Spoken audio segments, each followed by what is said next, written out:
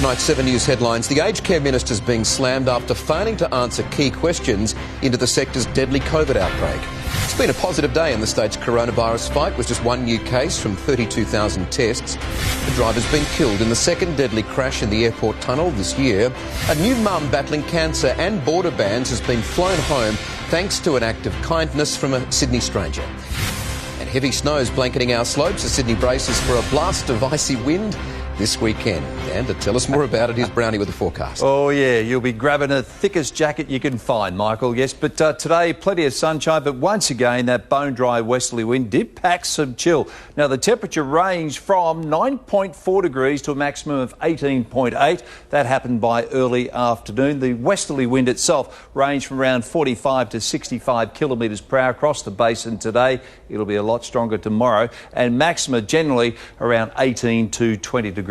Latest satellite data, well, we've got scattered showers and some thunderstorms running along the central and southern ranges right now, and also the adjoining western slopes. But down south, have a look at this. It's what we call a pool of polar air. Lumpy storms are in the mix, and this whole system is heading our way. And as it surges north over the next 24 hours, we'll start to see snowfalls down to around, well, 600 metres around the southern and central ranges. Some snow is also likely on the northern ranges above 900 metres, most of that happening tomorrow afternoon, but we'll also see some sleet in Canberra, probably first thing tomorrow morning, and snow on the Blue Mountains. In fact, flurries are expected for a good part of the day. Some heavy falls likely further west at places like Oberon. But nationwide tomorrow, dry conditions are on the way for Brisbane. Very, very windy too, with that west to southwesterly pushing through. High wind chill for Brisbane, top around 23 degrees. To the south, of course, in amongst that cold air mass, we've got 12 degrees in Melbourne, some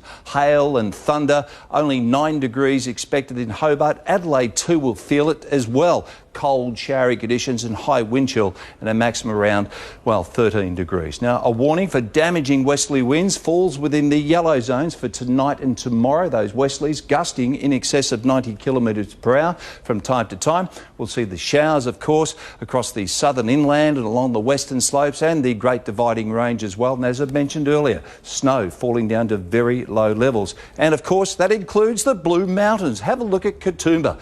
Temperature ranging from 2 degrees to a top of 6 at best. Extreme wind chill throughout the entire basin and a dry, partly cloudy sky. That westerly should run at around 20 to 30 knots over our coastal waters. And for the city, yes, our forecast top is 16 degrees for your Saturday. Quick look now at that 7-day outlook. It's a dry week ahead, cold and windy on Sunday, but it's starting to warm up during the early part of next week. So there is at least some warmth in the forecast, Matt and Michael. But in the morning, stay under the doona as long as you can, I think. All right, Brady, thank you.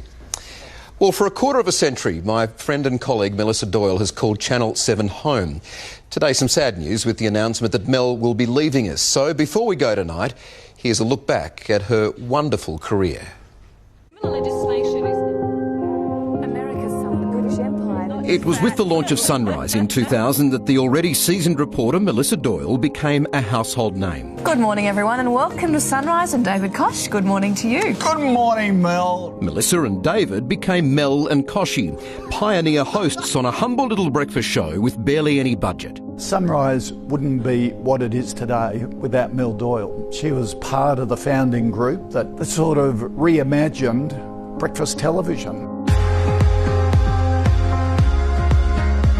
It wasn't long before Mel helped take Sunrise to #1. She's incredibly warm, she's compassionate, she's family-oriented, great sense of humour, great values, and we almost became part of each other's family. And for 25 years at 7, that shone through. Appreciate it. It's been fantastic.